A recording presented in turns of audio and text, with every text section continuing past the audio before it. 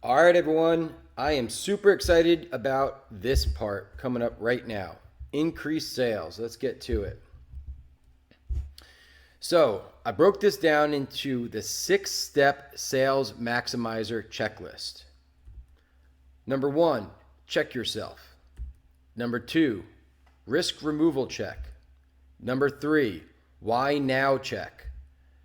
Number 4, elephant in the room check. Number 5, price check. And number 6, take off versus cruise check. So, what you all need to do as marketers, business owners, copywriters is as you're actually selling, you need to have these elements in your sales process, or rather, you need to go through each of these steps and make sure that some to ideally all of them are there. All right, so let's start with checking yourself. Did you know that if you are a marketing manager, media buyer, customer service rep, webinar presenter, copywriter for sure, an entrepreneur for sure, that you're really in sales? I don't know if a lot of you think of it like that. In fact, at Darwin Investor Network, we have a training chat, and I'm constantly dropping in sales tips in there, and it's for people who aren't even in sales, just so that they can know ways to get what they want out of life, not in a manipulative way, but just who wouldn't want to know how to get what they want out of life. Am I right? Okay, so let's see where I'm going with this. So Objective Management Group, OMG, they're a research company, and they've been studying the sales industry for 24 years. And so what I'm about to show you is a study of across 650,000 salespeople over 24 years. What they found out is 6% of salespeople are elites who are great at selling. They probably were just born that way. Another 20% are doing well but could do better. Then there are the 74% who are failing. And then most of the people in the 74% bracket can improve if they got training. But the bottom 25% are hopeless, they say, because in addition to being ineffective, they aren't trainable. And the gentleman who wrote up this report said those people should be doing something else. Kind of harsh words, but it is what it is. I promise this will make sense in a few minutes. So everyone watching this right now is in sales in one form or another. And if you want to get better at sales, you need to get really good at implementing what I'm about to show you, especially in these market conditions. And you need to be constantly studying to sharpen your skills. And this applies especially to the copywriters who really should have a sales background in order to really create effective sales copy. So let's take a look here. There are certain reasons why people fail at sales. One of the most common one is fear of rejection. Another one is the fear of sounding or appealing salesy. And I get the first one because rejection hurts. Just ask the high school version of Mike McDougall. But the other one is like, as I put here, it's kind of like an attorney afraid of sounding like an attorney. You don't want to come off as cheesy, that's for sure. But there are sales elements that you have to put in place. And you can't be, especially in these market conditions, I can't tell you how many times I've heard this. I sell by not selling. I build the product, and I don't want to do any of those things. It's like, well, okay, well, that's why you are where you are. So for those of you who are interested in becoming a bit more proficient, this was the first sales book I ever read called The Little Red Book of Selling. See it right here by Jeffrey Gitomer. It's a quick read. I think it's mostly pictures, to be honest with you, but it'll get your head in the right place. For those of you who are a bit more intermediate to advanced, I love this book by Oren Klaff, Pitch Anything. The last quarter of it you could probably skip, but this guy is great, and I know for sure that what he talks about is very, very effective. And then finally, another resource for you is this is a really interesting book here called Never Split the Difference. And this is created by a hostage negotiator. And basically, it's a whole play on negotiation, finding out what someone wants, and then the method that he uses so that he gets what he wants, which is a still alive hostage. It's pretty wild. So hopefully you're following along with me right now. And so just for a little bit of tough love, you have to sell right now. And you have to ask for the sale right now. And you have to be comfortable asking for the sale right now.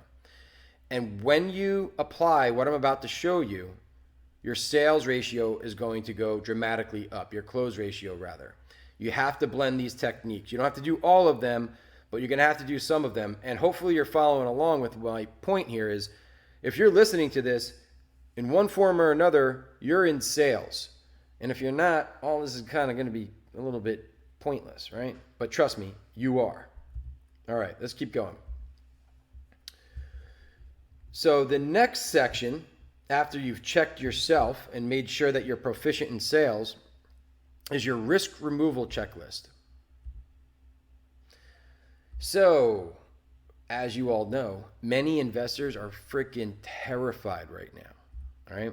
So one of the many responsibilities you have as a marketer during uncertain market conditions specifically, really this is all the time, is to intentionally remove risk without hurting the company.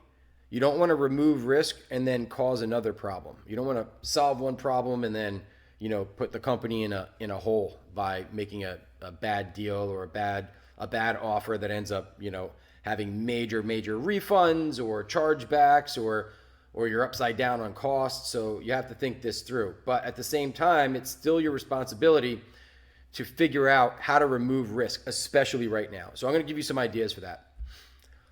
All right, so risk removal. This is a writer downer. Ask yourself before creating the promo, or certainly before launching, am I addressing the prospect's sensitivity towards risk and timing by alleviating fear of risk at the beginning of the presentation and actually removing risk during the close? So I'll make a distinction there. So no one likes to be sold.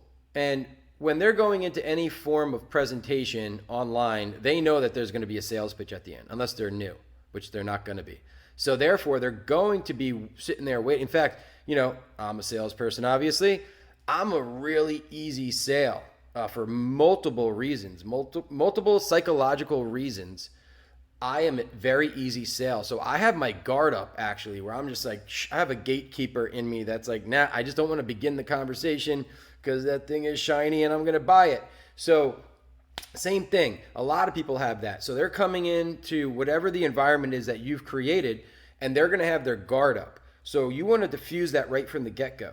And I'm going to show you a way to do that in just a second. And that's alleviating their fear of risk, right? So they're sensitive to it. They're afraid that there's risk in the marketplace, but there's also afraid of there being risk in the presentation itself, like fear of them making a bad purchase decision. That's a real thing, especially if someone is a avid buyer and returner. They have buyer's remorse big time. So this is a real psychological roadblock that you need to diffuse right out of the gate. And then the second part is actually removing risk. And I'm going to show you that, and that happens at the close. I'm going to show you that right now. The first way I recommend testing this out, and by the way, I don't recommend doing anything that I'm showing you word for word. I do recommend understanding the concept, understanding the technicality of it, and then seeing how you could put your own spin on it. All right. But these are things, a lot of things that I've actually personally done. Okay. So this has a low risk of refunds. And I know this because I did it for many years. So here's an example of alleviating risk at the beginning of a promo.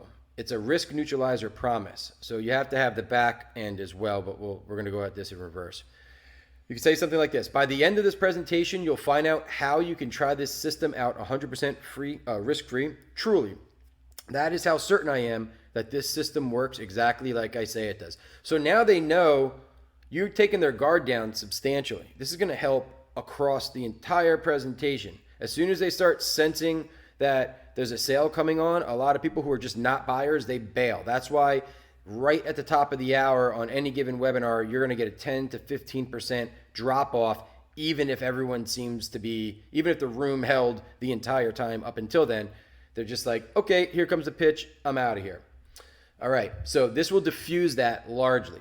All right. So then at the end of the presentation, This is the qualified guarantee part.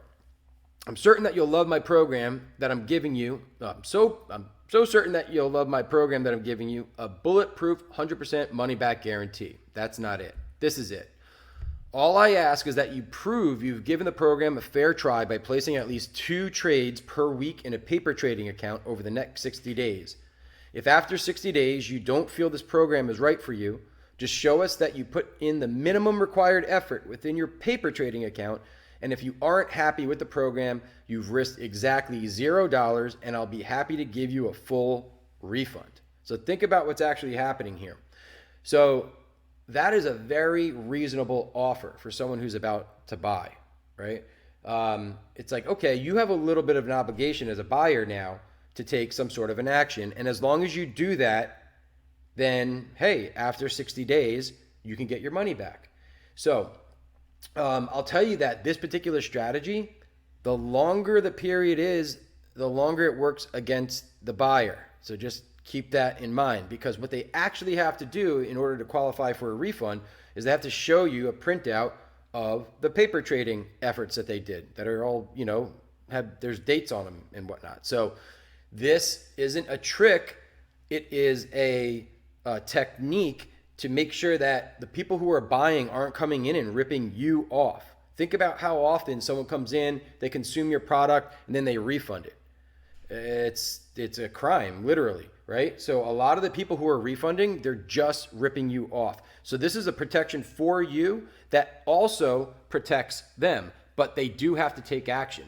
And most people just don't take action, right? So the result of implementing this was over about $4 million in sales. We increased the sale rate on the webinar by 100%, and we reduced the refund rate by 70%. It was extraordinarily effective. Let that sink in. Alrighty, so this is something that you should try really soon. Next, this is the performance guarantee example, and you've seen these before, but it's crazy when I talk with business owners who are like, hey, this thing isn't working. I go, well, what's your risk neutralizer? Your what? My what? Right? So it's just, I'm making sure that everyone understands that there's options here, right? So this is where's the other thing? This is a slightly higher risk of refunds because there's a bit more onus on you.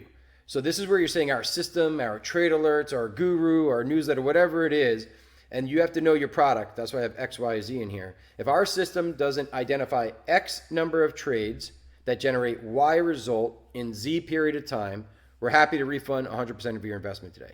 Now that thing needs to do that, right? So, they have an out. And if your system doesn't perform, they have an out. So it's slightly more risky. So make sure that when you do this, you're like 95% sure that your system is going to do what you say it's going to do. And if it doesn't, maybe you're not going to want to do this one. All right, next. The Vegas guarantee. This is like, you've got crazy cash flow problems and you just need cash in right now. This is highly risky. I wouldn't necessarily do it myself unless I really had to. So what you do is a 365-day, no questions asked, money back guarantee.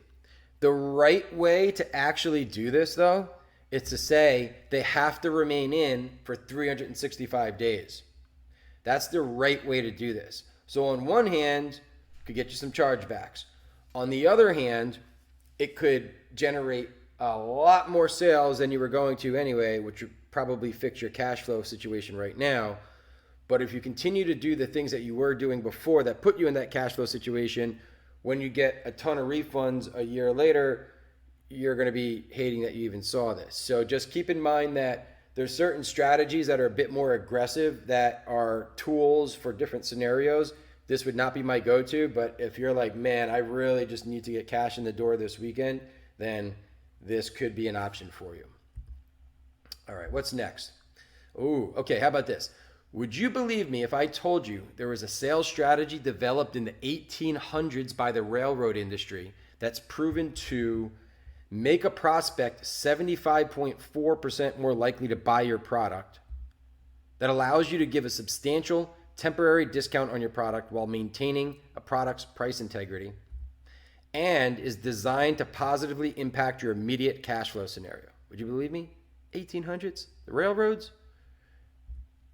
And as far as I know, I have not seen this even tested in the FinPub industry. And that's something you want to consider too. You know, when something is new somewhere, it's novel and it works, and then, you know, it could get played out. So what am I talking about here? Cash rebates. I saw my wife one filling out the other day for tires that we put on the car. So here are the benefits of offering cash rebates. It allows you to give a major incentive to act right now. So it's like, hey, this is this offer right this second.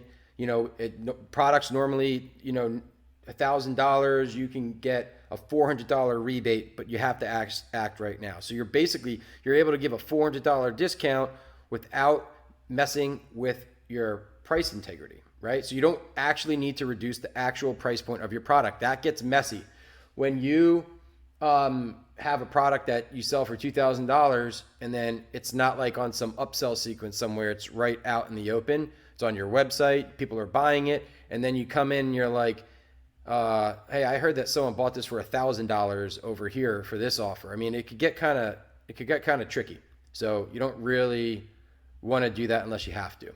And then here's the best part: based on Consumer Affairs, 41% of buyers who take the cash rebate offer never follow through with requesting the rebate. I didn't take the time to make a spreadsheet of this, right? But you could do it yourself. So you could do like a cost analysis of, all right, I normally charge $2,000. If I gave a $600 or $1,000 rebate or something like that, well, I'd get all this money in the door right now. And then if only 41% request them, what are you at? You're really at you'll net like $1,600 ish, I'd say, for every $2,000 buyer. So, and then the other part of it is there's always a time delay on the rebate. It's like 9 to 12 weeks later.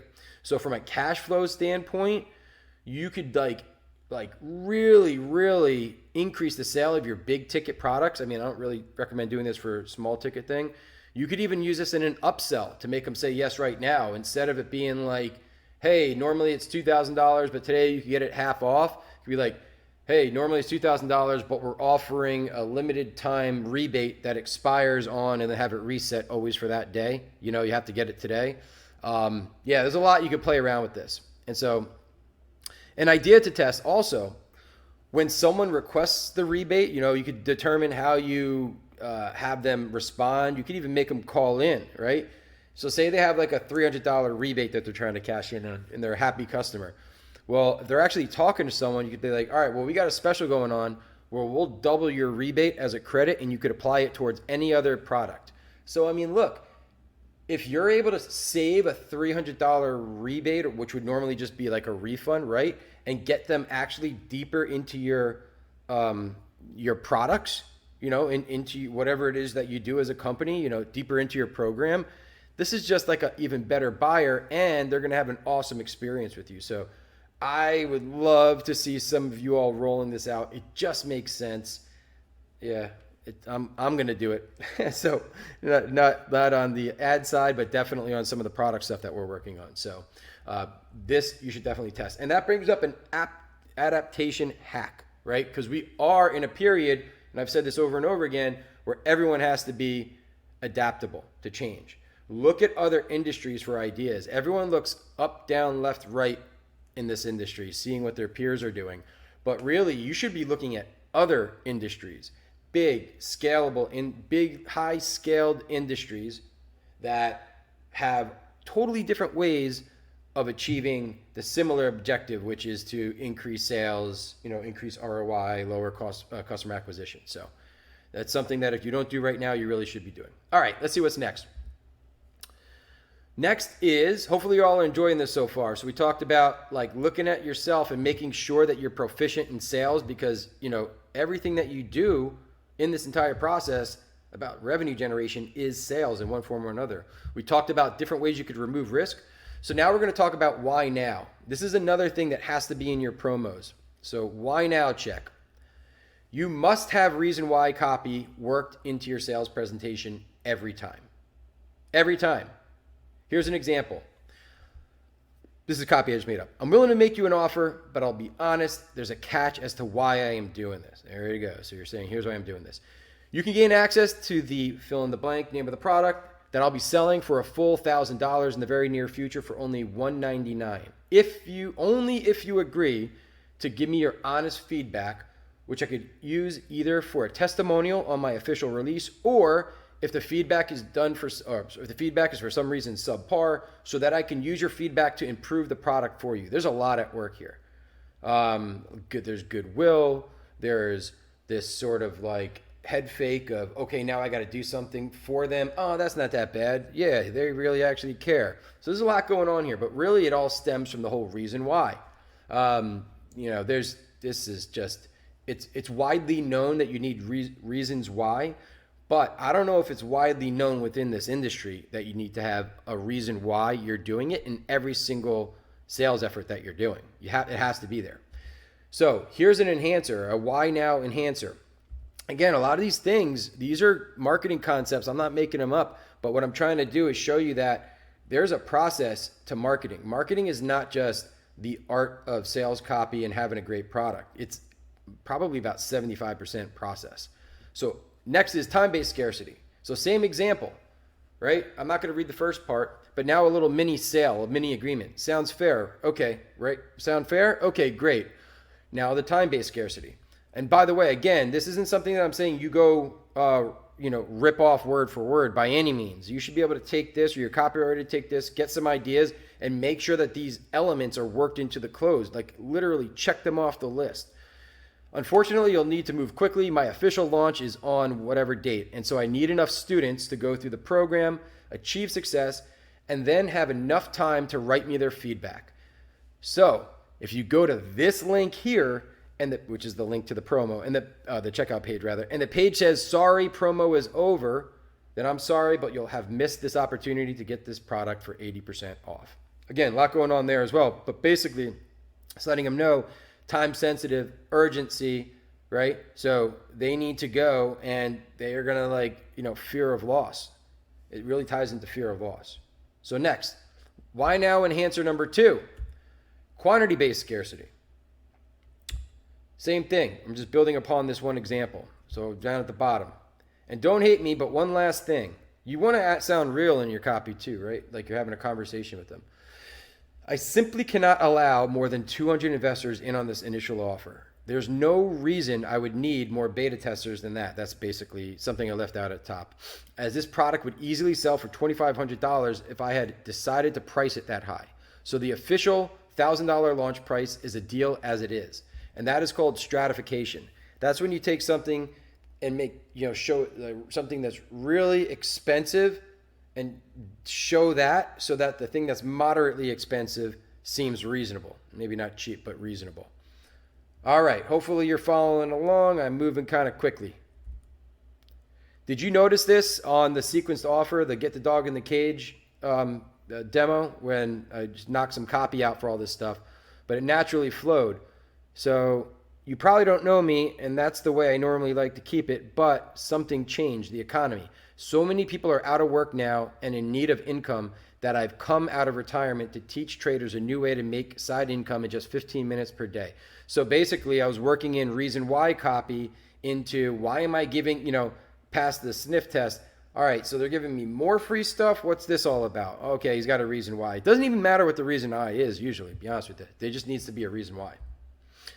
All right, reason why conclusion. If you don't have some combination of these elements carefully thought through and added to your presentation, then you either don't know about them or you don't want to ask for the sale, which is why I brought up the entire first portion of this section. And if you don't want to ask for the sale, unfortunately, you're going to have a hard time if this economic downturn gets worse, right? Because I guarantee you, the majority of businesses that are growing right now are asking for the sale, and they're doing very specific things leading up to it. All right, let's move on. Now we're going to move into the elephant in the room check. The hell does that mean? I don't know. Let's see. There he is. or she, or he. I shouldn't assume it's gender. All right, here we go. Quick story. My first real sales call. So I was actually, before this story, I sold nuts and bolts, which actually really wasn't even selling. It was at a company called Fastenal. It was a long time ago. And basically it was like, we would just manage their inventory. So I'd go fill up their baskets of nuts. So I ended up leaving there and going and getting my first advertising job. And I went on the first sales call with my sales manager. And it was, we were cold calling. So we were just walking into businesses. Hey, how you doing? Blah, blah, blah. And so we walked in and I was just following his lead. And it was a nice woman, and it was a gym. It was an Orange Theory gym in Fort Lauderdale. She was nice, and she entertained my boss, and he was, very, very smooth and nice. And he brought the paper, and he's showing everything, and talking it all up, selling for like 10 minutes. And then he goes, "So what do you think? Let's try out the 16th of a page." And she goes, "I don't know. Nah, why don't you come back?" And he stopped her, and he goes, "Wait. He goes, "I feel like there's an objection that I haven't had the chance to overcome yet." He goes, "So could you tell me what it is?" And she goes, "Well," and then whatever it was. All right, she told him what it was. And then he overcame it. And we left there with a check. We walked into a business, no idea who we were. She said no. Then we left with a check. And I looked at him leaving there. I'm like, what just happened? And it wasn't until years later where I actually was able to put technical, logic towards it from a sales standpoint. And he straight up asked her, "What's your objection?" And then she told him, and then he overcame it. All righty. So you have to, in your copy and in your presentations, you have to deal with the known objections before the close. You can't just be all pie in the sky and everything's coming up roses all the time. You also have to, in a real meaningful way, be real. Like I was saying before, be real. It's like, hey, maybe you want to achieve this. I don't really know, but I'll tell you what. I wrote some copy for a client who's going to be listening to this right now. And basically, it was during COVID. It was right at the beginning of COVID when I thought I was going to have to go back to bartending, to be honest with you. And he was selling some sort of a trade alert service, and it was going well, and then it started not going well really fast. And so the immediate copy that I wrote was, I don't care if the market's going up, down, or sideways, I'm going to make money in any market condition, right? So the objection there is people are thinking they're not going to be able to make money in this market conditions. So the appropriate copy is addressing that concern and hitting it right on the head. So the point here is deal with known objections before the close. Don't wait until you're asking them for money on the end of a video sales letter where you're not in front of the person, where you can't do what I had said before and ask them, hey, why are you saying, what am I missing here? What's your objection? They're just gone. Same thing on a webinar. Yeah, they'll be writing in questions if it's even a live webinar, but it's by the time they're asking it in the online world, it's too late. So you might be thinking like, what if you don't know their objections? How could you? It's a video sales letter, right? Or a webinar or evergreen webinar. So let me tell you a story. Many, many years ago, I'm saying that specifically because I don't know that this would pass compliance today. We had this launch and it was really successful. Cool angle, cash flow for life training. The training was cash flow for life. So came up with this cool formula. See down here, SW times CFS times PEX equals CF. So I'll tell you what that stood for in a second. We had amazing engagement on the pre-launch. We had amazing attendance in the webinar. This is back when we just do series of webinars, 2 on Thursday, 2 on Friday, 2 on Saturday, 1 on Sunday, close on Monday type thing, like 2011, 2012. And we were watching the webinar, and at the end, it just bombed. It bombed.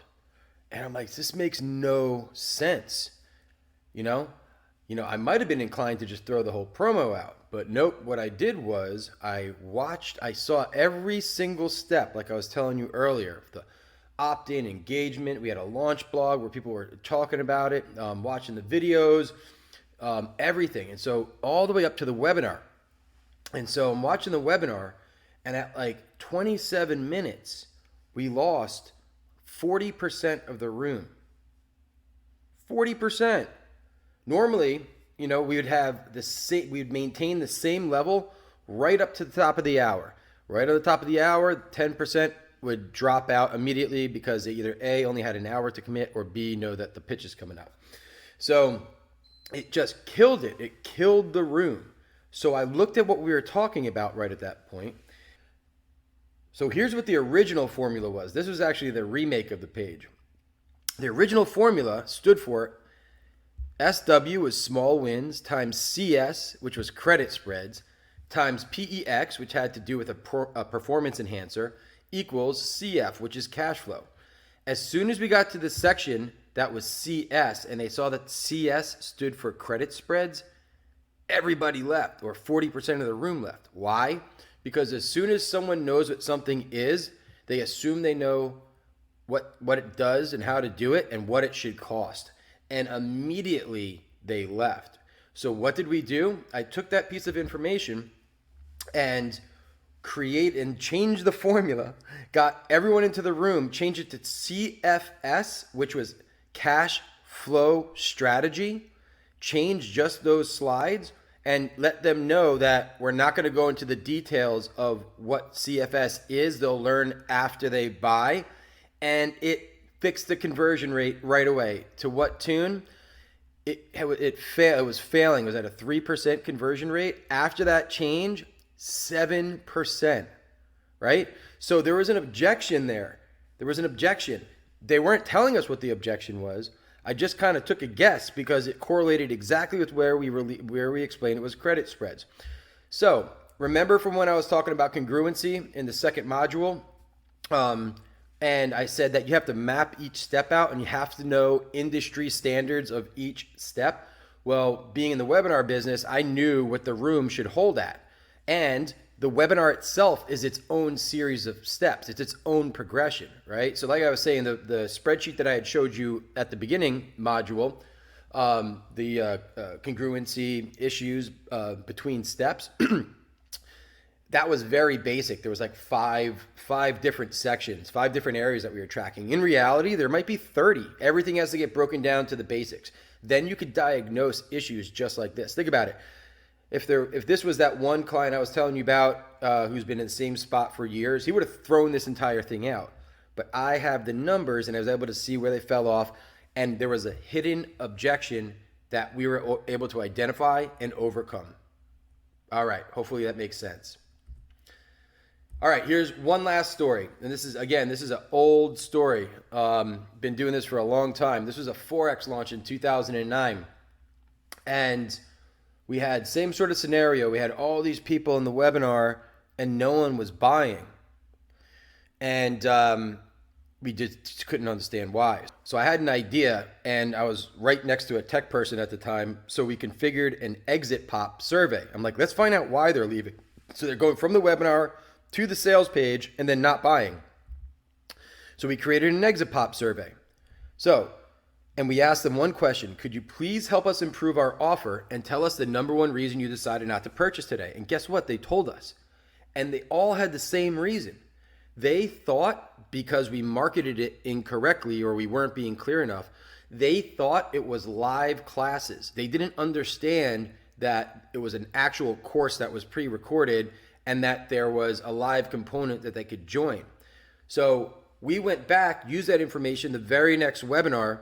We were knocking them over the head with that fact, and it really, really improved results, but we were cracking up because they continued to ask the same question in the chat. So we fixed some of the problem, but really we had to go upstream. We just didn't have time because we were in the middle of a launch. We had to go upstream in our marketing much further to fix the problem that was happening. But we did make an impact, and it was pretty kind of funny. So my point is, listen, I just told you 2 things here. You have to deal with the objections before the close. That is a writer downer for sure. You have to deal with the objections before the close.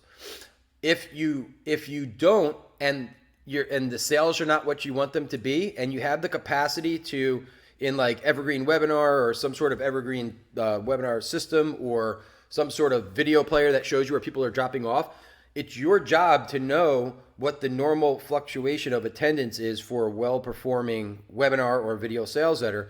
And if it's not working, you need to be able to identify where the drop-off is happening. Again, is there a tech issue? Nope, rule that out. Okay, well, it must be a messaging issue. There's something happening here. There's some disconnect. They either feel like they're in the wrong place, they're disappointed with what you're telling them, or maybe you've upset them by going against their belief system. So whatever it is, you're gonna have to start making some, process of elimination at that point. So that's one way of going about it. Another way is just ask them. So all these businesses that it just surprises me, and I've been telling people this for years, and I don't see anyone do it.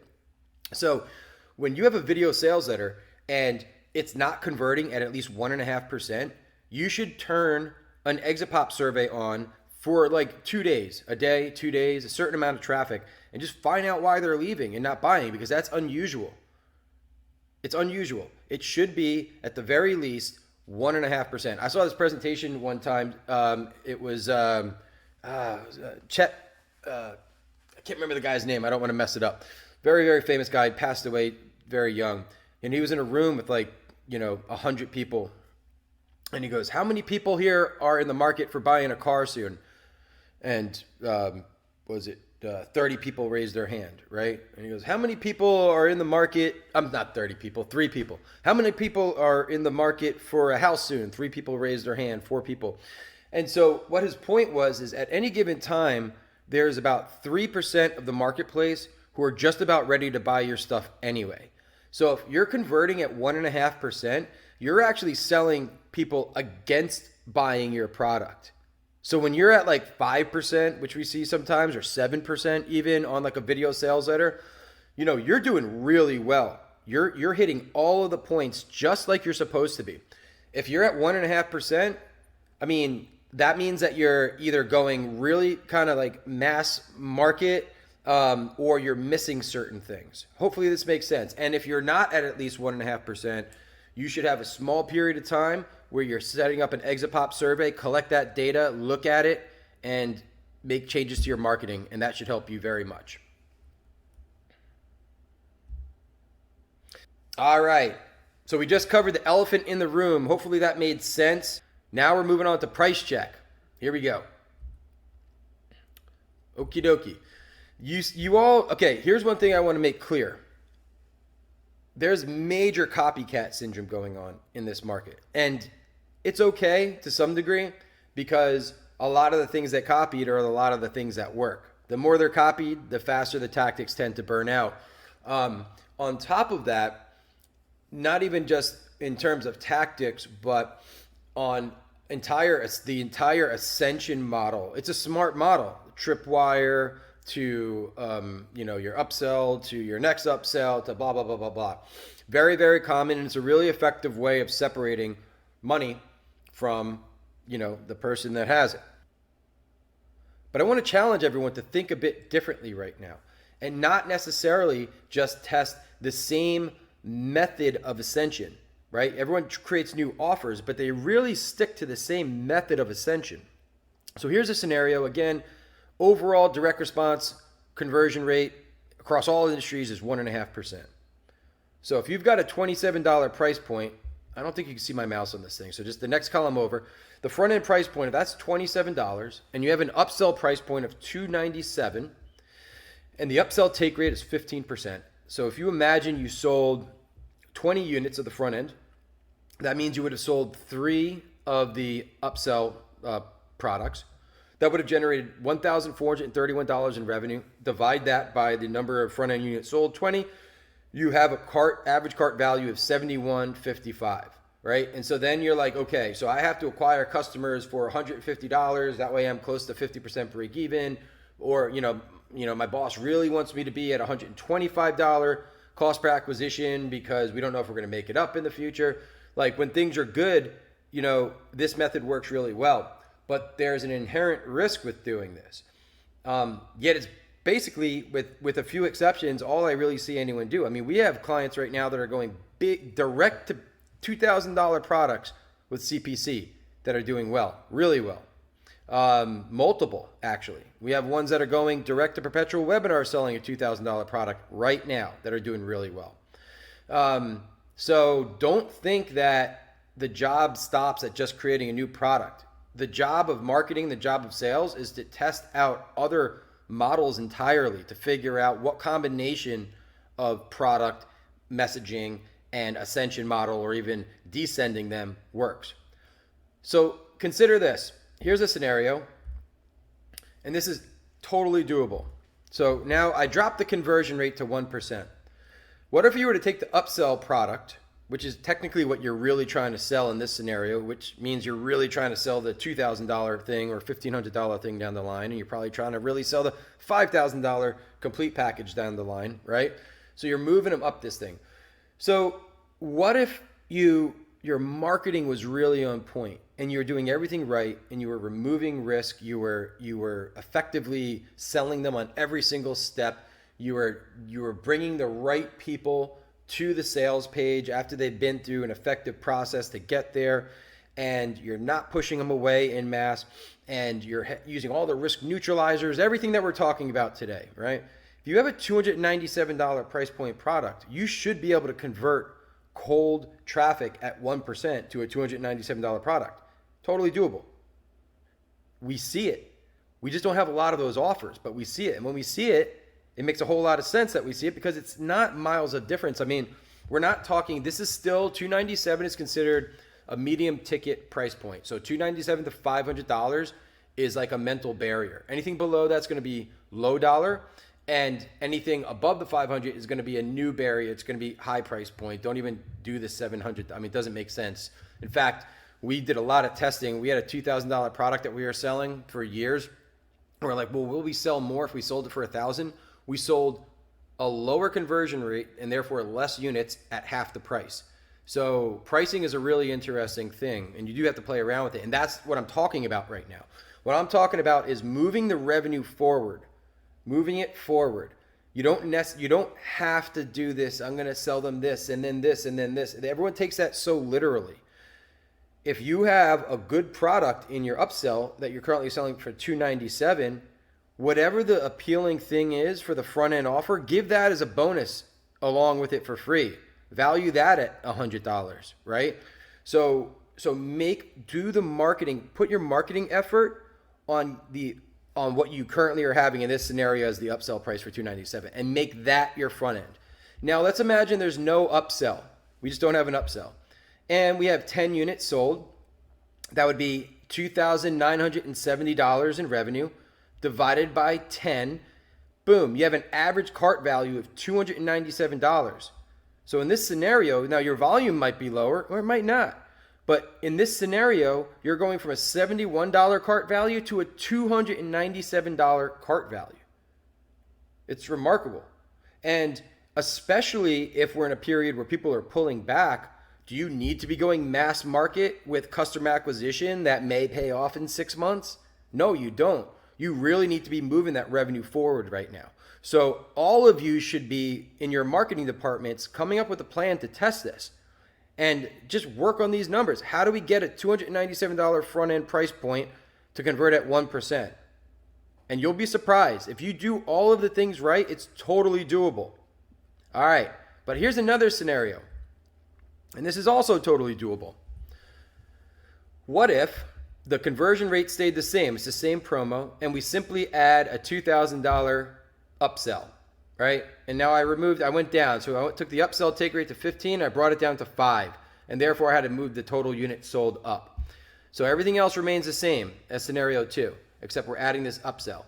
But the upsell is now 2K. So we would have 20 units sold, hypothetically. We would have one upsell, because it's a 5% conversion rate. Total revenue $79.37. Cart value is now $396. So we're talking a 5.6 times increase in average cart value. It's massive.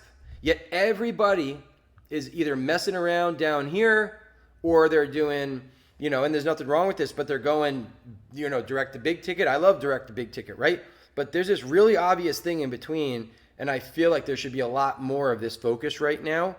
And you're going to be moving revenue forward, which means that your ROI is going to come sooner. And quite frankly, a $297 buyer is a much better buyer than a $27 buyer.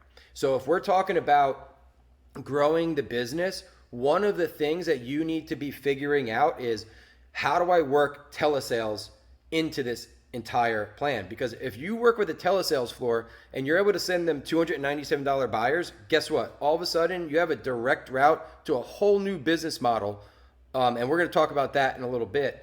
But, instead of messing around with these $27 buyers, go right for the $297 or $397 or $197. But I'm telling you, you don't have to have all of your marketing fit into this nice, neat little box of $27 or $7 or whatever tripwire thing up front.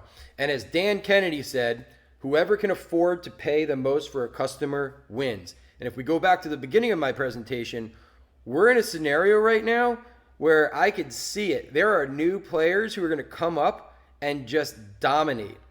And they're figuring this stuff. They already know this stuff, right? I'm not teaching them anything right now. They're moving this cash flow forward. They're moving their ROI forward. They're increasing their average cart value dramatically, a multiple of what you're able to do with the lower price point product. They're getting a better quality client, and they're sending it over to telesales and selling them $5,000 and $10,000 products.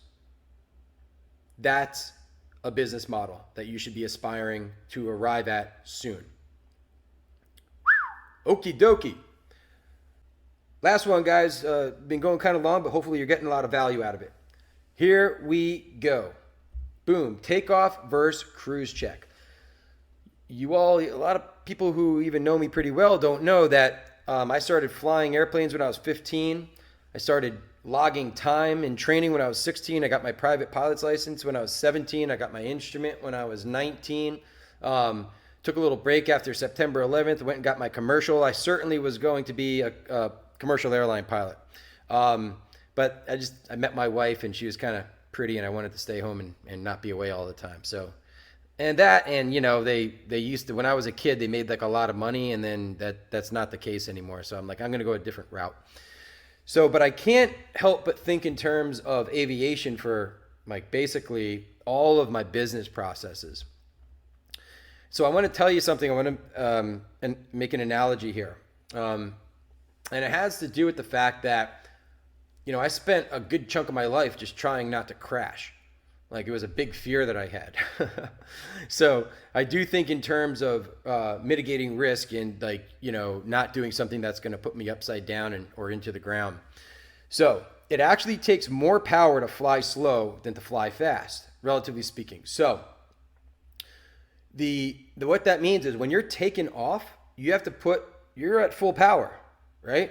If you're in cruise flight, you're able to slow down.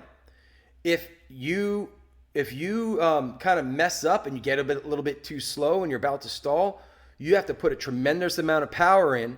And if you do that at the wrong time, you're going to spin and basically die, right? So power, the way that you use power in an aircraft, you have to be way far ahead of the airplane. You have to anticipate what's going on. So why the hell am I talking about this?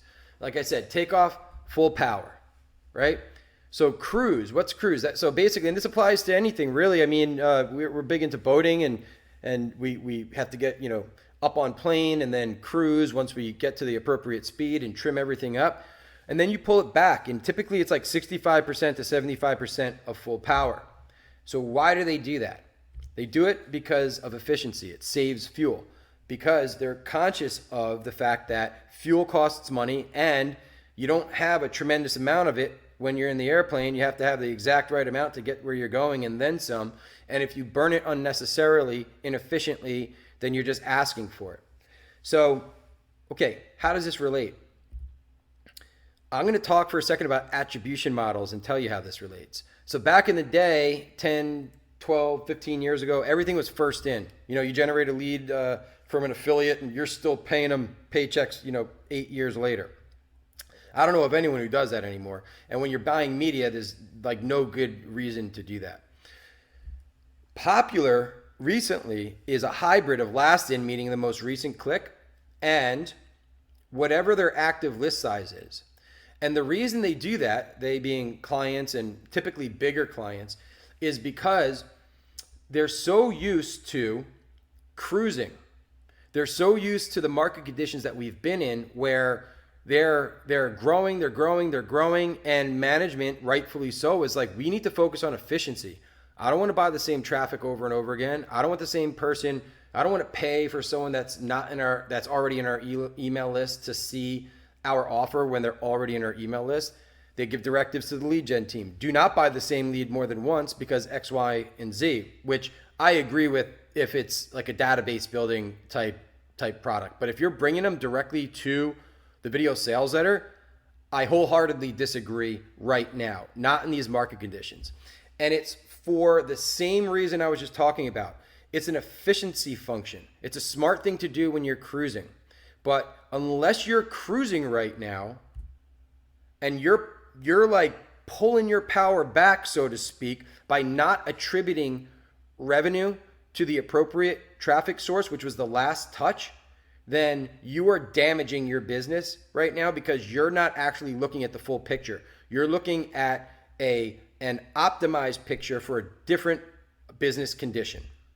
I'm hoping this is making sense. And the reason why specifically is because some guys back in 1920, believe it or not, in America, in the cinema business, did some market research and realized that it took 7 exposures of their ad to get a butt in a seat. 7 exposures, like, as an average. Now, this is 1920.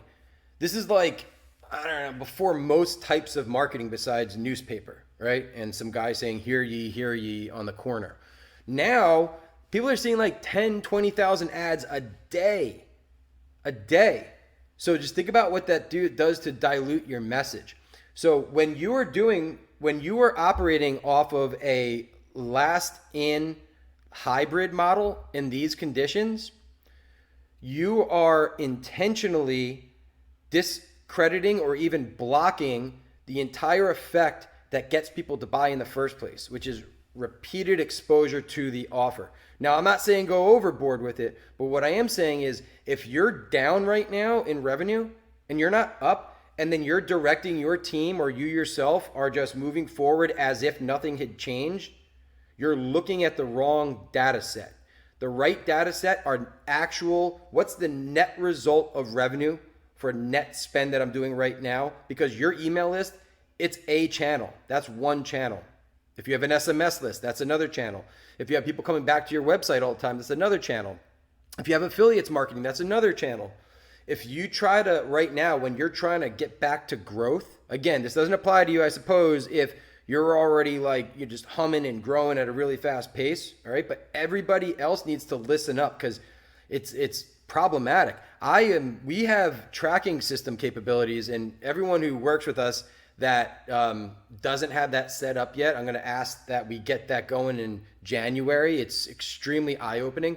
So we're able to see who's buying what and how many touch points just in our channel, just in our network of, 100 email lists and various other ad technology solutions that we've built. We have people in our network that interact with a brand 27 times before they make their first $27 purchase. I kid you not. I was looking up the research the other day and I'm just like, I got to add this into this presentation because right now the net result that needs to happen, the net result has to be revenue and profitability. So you must right now, in my opinion, unless you are growing, you must switch your attribution model to last in. You just have to do it.